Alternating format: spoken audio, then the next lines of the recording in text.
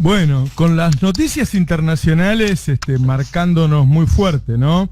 Me parece que todas las que están ocurriendo por estos días tienen relación con nuestro presente y nuestro futuro. Digo, el triunfo de la ultraderecha de ayer nadie lo puede tomar como casual ni puede sorprenderse, ¿no?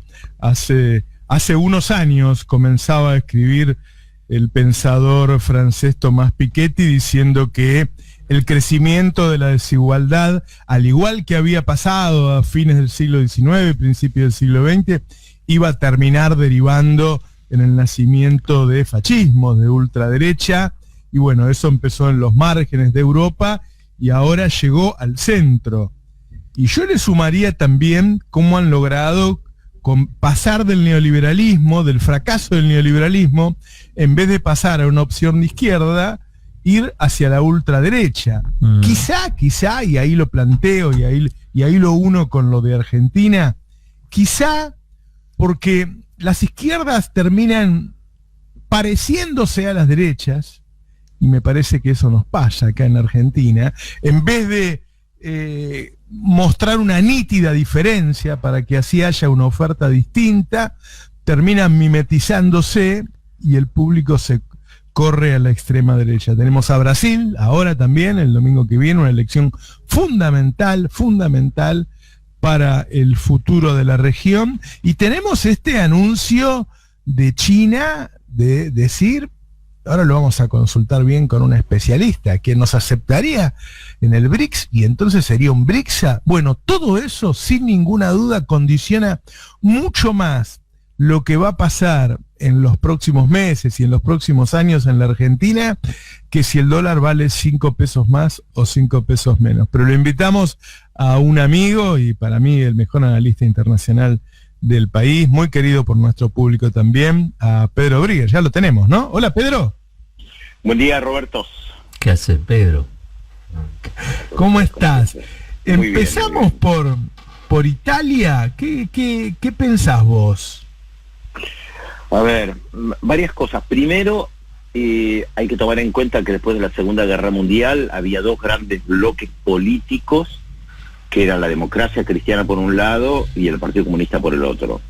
Ambos desaparecieron del mapa, o prácticamente desaparecieron del mapa, por múltiples motivos largos de explicar, entre otros corrupción, y entre otros la desintegración de la Unión Soviética, que esto hay que recordarlo. Cuando vos hablabas recién de las izquierdas, Roberto, hay que recordar que a las izquierdas, en su inmensa mayoría, estoy generalizando un poco, se les cayó un modelo que había como referente para decir, bueno, esto es más o menos lo que queremos, esto es un ideal, aunque el Partido Comunista Italiano ya desde la década del 70 fue muy crítico del modelo soviético, en lo que se llamó el eurocomunismo, que estaba encabezado por el Partido Comunista Italiano, el francés y el español, especialmente muy críticos respecto de la violación a los derechos humanos en la Unión Soviética. Pero con la caída del muro de Berlín, incluso aquellas izquierdas que criticaban duramente a la Unión Soviética y su modelo, quedan muy desorientadas. Y las opciones de izquierda quedaron reducidas a poco y nada en Europa, porque estamos empezando por Italia. En segundo lugar, señalaría el ascenso justamente de la antipolítica. Berlusconi en gran medida reflejaba esto en la década del 90, magnate de los medios de comunicación, carismático, discurso antipolítica, todos los políticos son corruptos, la política es sucia, son una casta. La palabra casta hace tiempo que se usa también en Italia. Todo pasa por el esfuerzo personal, no nada colectivo. Y de ahí en más las extremas derechas fueron creciendo, agregándole el tema de una Europa que cambió por las migraciones. Europa, lo voy a decir de una manera muy, muy brutal, Europa está bebiendo la medicina de haber ocupado más de la mitad del planeta, porque Francia ocupó gran parte de África, América Latina, Asia, el Reino Unido también, y muchas de las personas de los territorios ocupados por ellos, en lo que se conoce como el colonialismo, que cualquiera lo ha estudiado, llegaron a las metrópolis. Hoy París no es la París de hace 100 años. Ámsterdam no es la Ámsterdam de hace 100 años. Y Roma tampoco. Está poblada de senegales, o Londres tampoco, senegaleses, pakistaníes, indios, gente del Caribe, de Mali, de todos lados. Y esto a un sector de la población le resulta espantoso. Yo mismo he visto con mis propios ojos en el norte de Italia a la derecha, esta extrema derecha, repartir volantes en contra de los inmigrantes, sean rumanos, húngaros, negros, no importa, en contra del otro, la otra. Y esto ha pegado muy fuerte frente a la falta de un ideal que contemple la integración de todo el mundo. Te encontrás con la gente que dice, esa gente sucia, gente tiene otra cultura, otra religión, y remite a aquella famosa frase que siempre se comentaba en la extrema derecha italiana respecto de Garibaldi, diciendo que Garibaldi no unió Italia, sino que separó el África, porque el sur de Italia es como el África. Y esta división norte-sur sigue siendo, lo conocemos por Maradona, con Maradona lo conocimos mucho más, esa división del norte rico que no quiere subvencionar al sur vago, lo simplifico, ¿no?, en el pensamiento de la derecha. En este contexto aparece una persona como Giorgia Meloni, que es la primera minoría en un sistema político altamente inestable, donde ha habido casi 70 gobiernos desde la Segunda Guerra Mundial, y un elemento para resaltar, que es el tema del fascismo. ¿Qué es el fascismo hoy? Cuando vos decís Bolsonaro es un fascista, Milei es un fascista, Giorgia Meloni es fascista. Hay un texto de Umberto Eco que recomiendo leer, de hace unos años, que se llamaba, si mal no recuerdo, Los síntomas del fascismo eterno. Creo que eran los 14 síntomas del fascismo eterno. Y ahí él explica muy bien que no esperes ver al fascista hoy reivindicando Auschwitz, o reivindicando, por ejemplo, a Camps, para ir a la Argentina, ¿no? O reivindicando a Camps. En la Argentina te vienen con la teoría de los dos demonios. En Italia no te vienen reivindicando las camisas negras y la marcha de Mussolini, te dicen Mussolini fue un gran político, amaba Italia, que es lo que dice Giorgia Meloni. Entonces es un fascismo que seguramente para mucha gente que nos está escuchando, la palabra fascismo no le dice nada, porque a la juventud que hoy tiene 20 años en Italia, en la Argentina, incluso en la Argentina, hablarle de fascismo, no, es algo muy, muy en el aire, pero esta gente representa en esencia ese pensamiento. Te hablan de libertad, pero en esencia son fascistas. Ahora, ¿y el fascismo no está relacionado con la negación del otro? Así como ellos piden que no exista el extranjero, no lo quieren ver. Aquí se dice, bueno, acá tiene que desaparecer el populismo, hay que terminar con el populismo. No está claro, ahí el grado extremo es Milei hablando de los zurdos, es el lenguaje tan de la dictadura, ¿no? Porque son pocas las personas que acá dicen que hay que estar en contra de los zurdos, con esa carga tan fuerte. Es el otro, sí, claramente, es no poder convivir con personas que piensen diferente, que actúen diferentes, son homofóbicos. Hoy ya no te dicen que están en contra del divorcio, porque bueno, el divorcio ya fue aceptado hace bastante tiempo y está incorporado, pero entonces hoy el enemigo son lo que se llaman las teorías de género, las diferencias, no aceptar a las minorías, a las personas diferentes, es un eje muy, muy importante. Por eso hay un pensamiento profundamente discriminador, racista, y en Italia es muy claro. Por eso, ¿qué hizo el Papa cuando asumió? Una de las primeras cosas que hizo fue a Lampedusa, esa isla que está más cerca de África que de Italia, y abrazó a los inmigrantes, como un gesto político muy fuerte, de ir a abrazar el otro. Es fácil decirlo, Roberto, a los dos, ¿no? Pero sabemos lo difícil que es aceptar a las personas diferentes. Muy difícil. Necesitas décadas de educación. Vos recién manifestabas que hubo muchísimos cambios de gobierno en Italia. Recordemos que tienen primer ministro, que se juntan y si no tienen mayoría pierden. Y yo le pregunté a dos amigos, conocidos, italianos, en estos días, pero Italia sigue siendo la séptima economía del mundo, nunca cambia. Me dice, bueno, porque los políticos no mandan acá. mandan las grandes corporaciones, los políticos no modifican grandes cosas, se discuten otras cosas. La economía la manejan las grandes corporaciones acá. Me dijeron todos lo mismo. Pero esto ha mutado de todas maneras, porque ya no tenés esas grandes fábricas de las películas esas de Marcello Mastroianni, si recuerdan, la película Compañeros, que había una fábrica de cerca de 50.000 personas. Ya no tenés eso.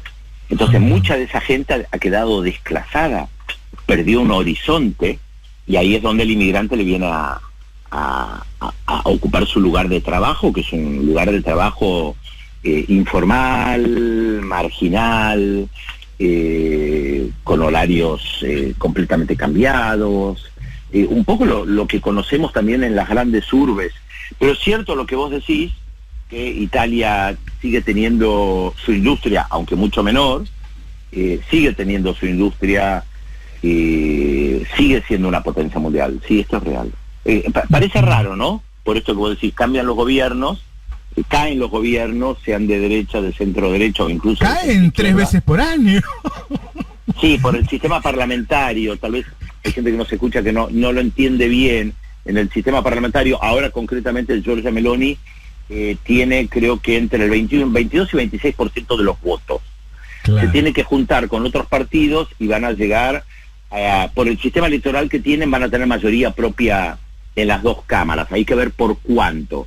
Pero si uno de los partidos que apoya a Meloni, entre ellos Berlusconi, porque ella fue ministra también de Berlusconi, se va, deja la coalición y no tenés los votos y mañana votan, no sé, poner lapachos, el árbol en toda Roma, y un partido no está de acuerdo y dice voto en contra del gobierno, se cae y hay que convocar a nuevas elecciones. Es un sistema muy frágil el italiano en ese sentido, como el israelí, donde ahora están por hacer nuevas elecciones, las quintas en 2 años, por esta característica.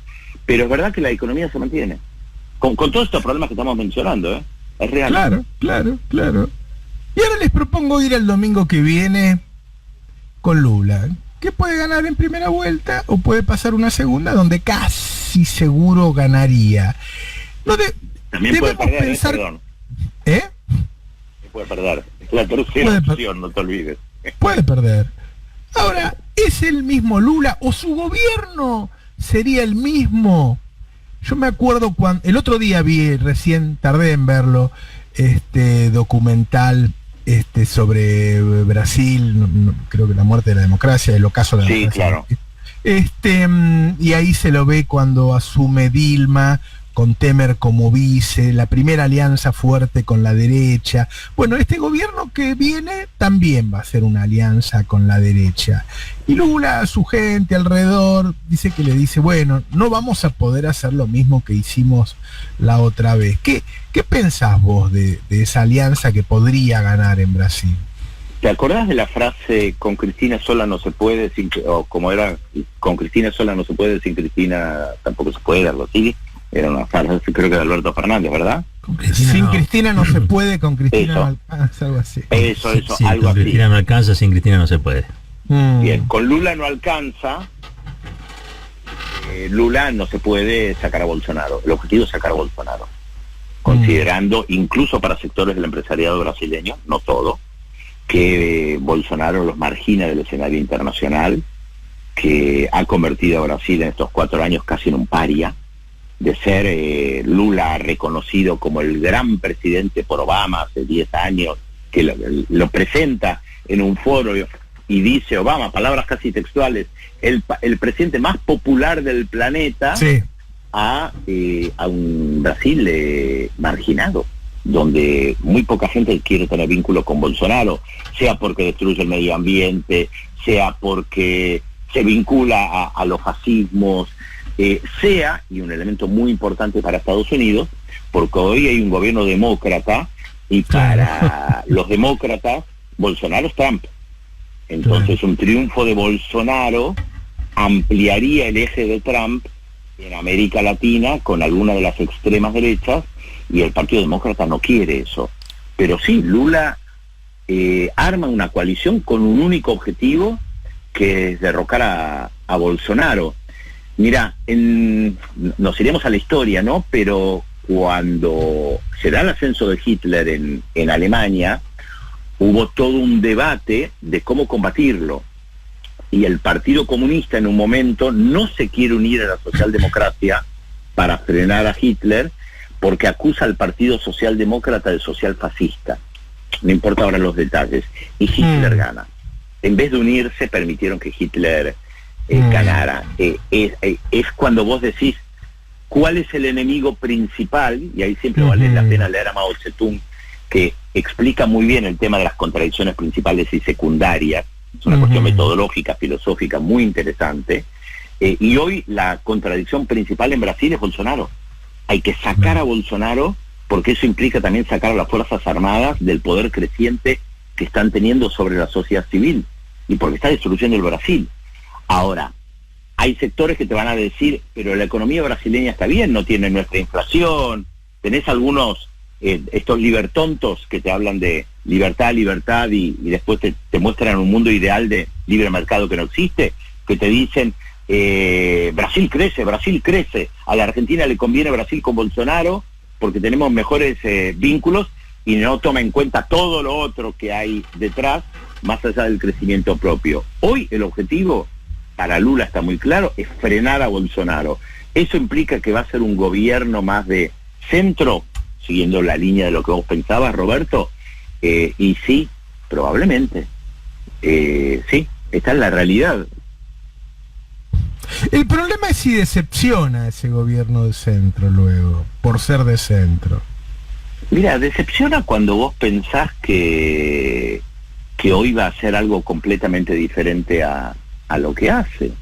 Llevarlo al plano nacional. Mucha gente sabía que Alberto Fernández era Alberto Fernández, no era el Che Guevara. Entonces no le ibas a pedir algo que no era, aunque te hubiera gustado tal vez otra política económica. Entonces vos sabés que estás tejiendo un vínculo con un sector muy importante del empresariado, que vas a tener en el área económica probablemente una continuidad de liberales, como lo tuvo Dilma en su momento cuando logra la reelección, que pone a un ultraliberal al frente de la economía. ¿Eso decepciona? Si el objetivo es solamente sacar a Bolsonaro, hoy no te decepcionás, Roberto. Ahora, si vos pensás que Lula va a llevar adelante una política al estilo de Cristina Fernández, o de Chávez, o de Rafael Correa, que va a convocar a una asamblea constituyente, y no dudo que lo haga, ¿no? Hay que ver qué está pensando el pueblo que lo vota, ¿no? Lo tenemos a Nico Lantos, estamos hablando con Pedro Brigger, supongo que todos reconocen esa voz, pero por las dudas lo comento, y lo tenemos a Nico Lantos, que lo sumo. No. Sí, bueno, estaba conectado Nico Lantos, algún problema hubo. Te iba a comentar algo. A ver,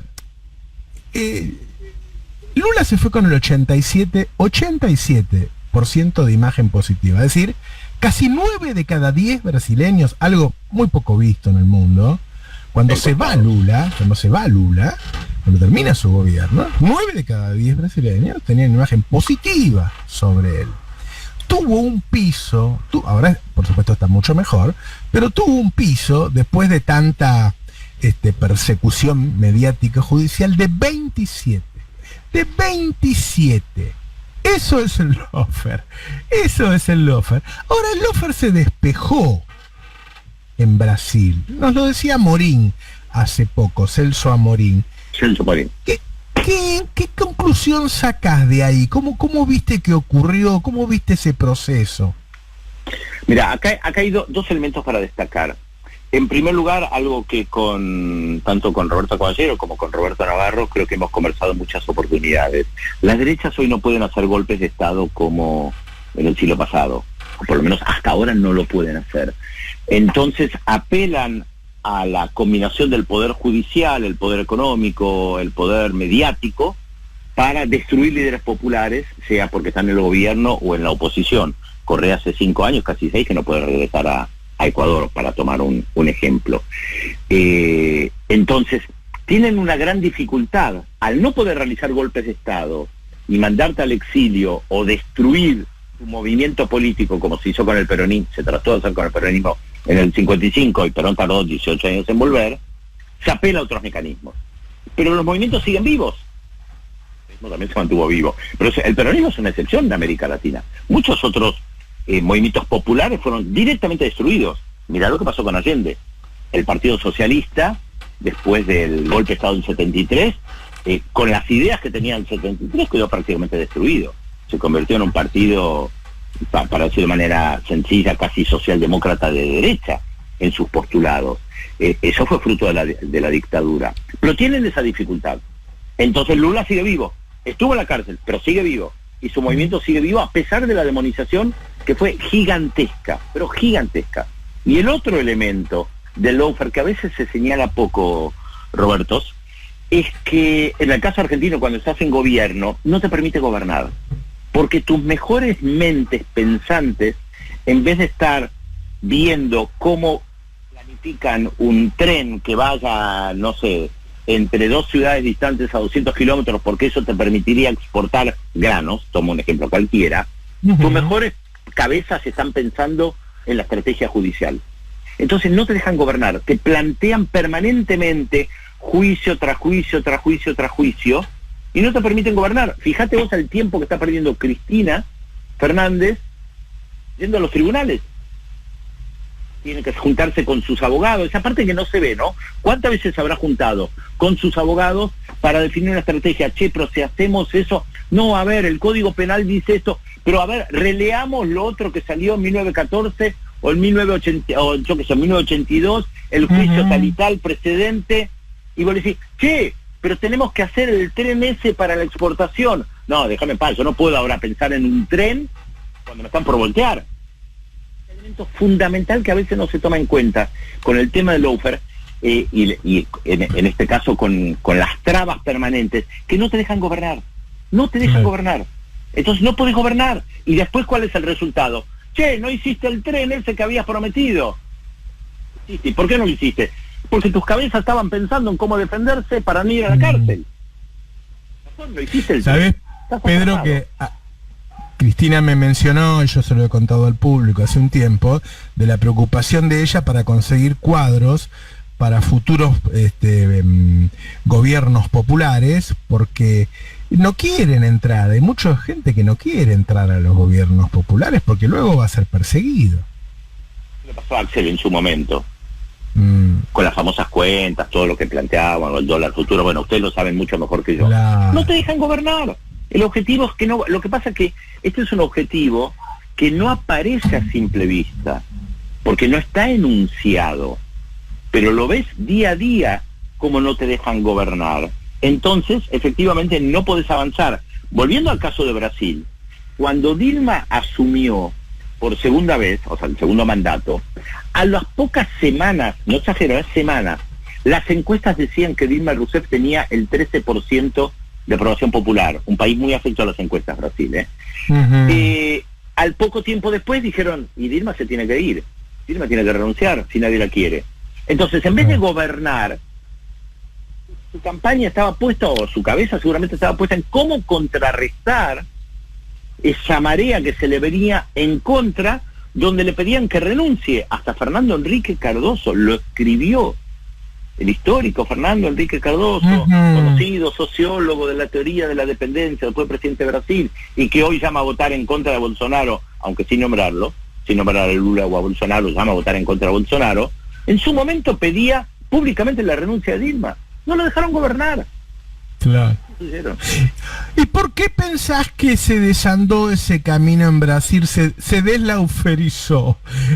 ¿Por el susto a Bolsonaro? ¿Porque les parece que es tan terrible Bolsonaro que hay que correrse de ese lugar? Es una buena pregunta. La verdad no tengo la respuesta, pero me parece que esto que decís es clave. Se empezaron a dar cuenta el monstruo que engendraron. Entonces Sergio Moro ya no les fue funcional. El objetivo era frenar a Lula, sacar a Lula de cualquier manera. Lo que no pensaron es que este tipo, que era marginal, que había sido diputado durante 20 años y que a duras penas tenía un partido y casi nadie conocía, de la marginalidad iba a llegar a la presidencia. Este es el riesgo de este tipo de personajes. Lo ves en Italia. 2018, hace 4 años, Giorgia Meloni tenía 4% de los votos Y no es casual que un personaje como Milei te diga, si entro a segunda vuelta gano. Objetivo muy claro, construye con un objetivo muy claro, y han sido muy inteligentes algunos de estos personajes. Y a Bolsonaro lo subestimaron, Roberto. Todo el mundo quería a Bolsonaro, esto lo he dicho muchas veces, todo el mundo quería a Bolsonaro a la segunda vuelta porque le ganaba. Bolsonaro ganó. Más allá de la cuchillada que hubo, si fue real, no fue real, a mi juicio fue real, no importan los detalles. Supo construir, montarse sobre esa demonización de Lula, ahí es donde funcionó el lawfare, se montó sobre eso y ganó. Lo que un sector del empresariado brasileño, de la clase política, del establishment, no pensaba, este tipo iba a ser tan delirante y que los iba a llevar al lugar que hoy tiene Brasil, cuasi marginal. A ver, Brasil es potencia. Brasil hace unos años quería ingresar al Consejo de Seguridad de Naciones Unidas como 6º miembro. Es una potencia. Bueno, Lula lo había llevado a ser la 6ª economía del mundo. Sí. Indudablemente, si tenía el 87% de imagen positiva, era porque también le hacía ganar guita a los ricos, no es solamente que le había mejorado la vida a los pobres. Pero por supuesto, Lula no tuvo una política socialista. Fue una política... Lula cuando asume, decía, cuando asumió durante la campaña electoral también lo decía, hoy más o menos en tono similar, yo voy a estar contento si logro que la gente coma 3 veces al día. Yo me acuerdo de haber hablado con gente que trabajó en el gobierno de Lula y plantearle sobre algunas reformas estructurales, y una persona, me acuerdo, Norma, una amiga, me decía, Pedro, acá hay que darle de comer a la gente, que como objetivo central. Entonces, claro, te desarman cuando vos planteas, bueno, pero hay otros problemas, proyectos, ¿qué debe darle de comer a la gente? Que es algo que vos pensás, no vos, algo que yo pienso, lo voy a hablar en primera persona para que no parezca de manera impersonal, es algo que yo pienso respecto de la Argentina, Brasil. No puede ser que haya hambre en este país. No puede ser. En un país que una vez un periodista escribió hace poco más de 20 años que se le daba que se producían alimentos para ¿cuántos millones de personas? ¿300? Cuando lo publiqué en 2002 era 300, sí. Hoy es el doble, Pedro. No puede ser que haya hambre, Navarro. No puede ser que en este país haya hambre. No puede ser. Lo mismo Brasil. No puede ser que en Brasil haya hambre, salvo que haya un sistema político-económico injusto y que no te pongas como primera meta lograr que todo el mundo coma. Bueno, y te llevo a lo último de lo que planteaba cuando comenzó el programa, que es, ¿qué significa este paso de que China acepte a Argentina como miembro del BRICS? Mira, no me queda muy claro. Y China quiere ampliar su influencia económica en el mundo y teje alianzas, por esa la famosa ruta de la seda, como se la llama, teje alianzas con ese objetivo principal. Por eso a China no le interesa tampoco la guerra, esta que se está dando en Ucrania. Ahora, ¿por qué sumar a la Argentina? ¿Será que en China ven a la Argentina hoy como un aliado estratégico para América del Sur, más tomando en cuenta que México tiene como frontera a los Estados Unidos? Pero la verdad no lo sé, habría que preguntarle a los chinos. El problema es que te van a contestar vaguedades. Es importante la Argentina, bueno, sí, ya sabemos que Argentina es importante. Igual a mí tampoco me queda claro muy bien cuál es la función del BRICS, sea con una A al final o sin A, porque hasta el día de hoy me parece que no ha tenido una gran incidencia a nivel económico mundial. Corregime, vos sabés, ustedes saben más que yo de esto, pero no sé qué incidencia ha tenido. Siguen dependiendo del Fondo Monetario Internacional, no me queda claro cuánto hay. Claro, no ha creado sus propios organismos, tampoco es un pacto arancelario.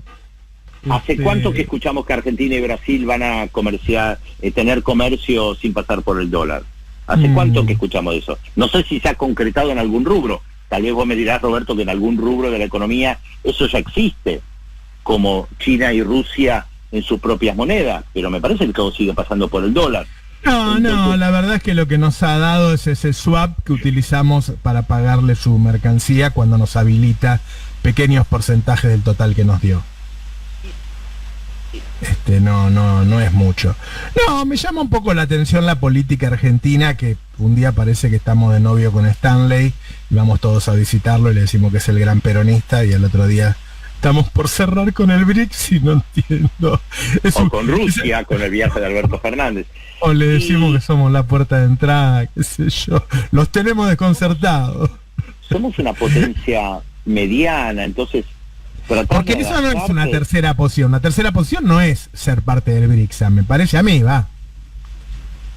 Es que hoy no podés hablar de tercera posición, eso fue otro mundo, Navarro. Era otro mundo, era la Unión Soviética y sus países aliados por un lado, Estados Unidos y sus países aliados por el otro, lo que se llamaba el tercer mundo, la famosa tercera posición de Perón. Es otro mundo el que vemos hoy. China es otra China. El poderío económico que tiene hoy China no lo tenía 50 años atrás, está claro. Es un mundo muy, muy cambiante, donde estamos tratando de interpretar este nuevo mundo sin saber muy bien para dónde va. No sabemos muy bien hacia dónde estamos yendo, Roberto. No sabemos cómo termina, si es que termina la guerra en Ucrania. No sabemos qué efecto tiene a mediano plazo sobre la economía. No sabemos si hay una nueva reconfiguración. Vos fijate que la elección de Italia, que de esto partimos, la comisaria europea, Ursula von der Leyen, presionó fuertemente este fin de semana para que no se vote a la extrema derecha porque es antieuropeísta, porque Giorgia Meloni y la extrema derecha italiana, en más de una oportunidad, igual que la extrema derecha francesa, han planteado sea salir de la Unión Europea o salir del euro, y presionaron fuertemente, de la misma manera que presionaron en su momento a Syriza, al partido de izquierda que ganó en Grecia. Yo estaba en Grecia en las elecciones cuando ganó Alexis Tsipras, y la amenaza era: en los cajeros no va a haber plata porque dependemos del euro. Y Europa, las potencias europeas, Alemania en primer lugar, Francia después, no quieren que se desintegre la Unión Europea, todo lo contrario, quieren que se mantenga. Hay mano de obra más barata en algunos países del este europeo, y cuando de repente te aparece una Giorgia Meloni que hoy matiza un poco sus dichos, pero mañana se va de la Unión Europea, te crea un lío tremendo. Por lo tanto, hay muchas cosas que no sabemos cómo se van a desarrollar. Creo que hay un barajar y dar de nuevo, y estamos tratando de leer las cartas con mucha dificultad. Lo del BRICS y la Argentina que estás planteando, la guerra en Ucrania, el rol de China, Estados Unidos diciéndole a los países en América Latina: no tengan comercio con China, no le compren la tecnología 5G, no permitan bases, que implica tecnología también. Estamos tratando de interpretar el mundo.